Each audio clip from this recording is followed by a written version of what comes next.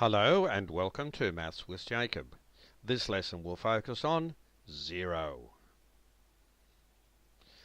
Kindergarten students must be taught that zero, so that's how you write it, and that is the actual digit, that's the shortened form in the form of a number, is a very important number in our number system.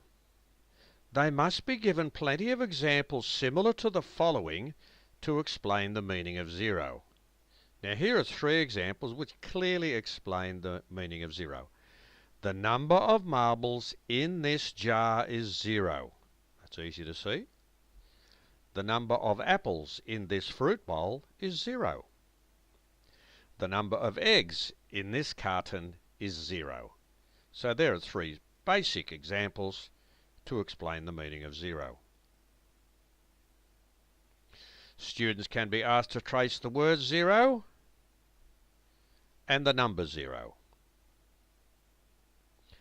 This is where zero is situated on the number line, so it's to the left of the number 1. So these are the normal counting numbers as we move to the right. So 0 is situated directly to the left of 1. Here's another important little example which will explain the meaning of zero, quite straightforward. What is the total number of dots on each domino? So they would count the dots. Here, for example, they would answer 6. Here, they would answer 5 plus 3 is 8. Here, they would answer 5 plus 1 is 6. And here, they would answer 0 because there are no dots on this domino. Now, it's always very, very important and very useful to explain a lesson with respect to how it relates to real life. Ideally, that's what we should be doing for every lesson.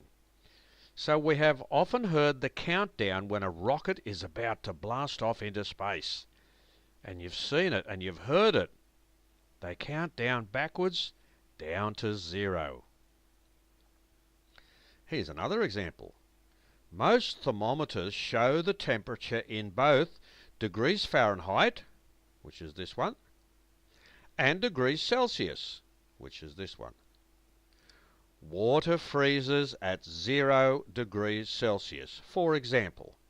So there is 0 degrees Celsius there. Now under the right conditions, water freezes at 0 degrees Celsius.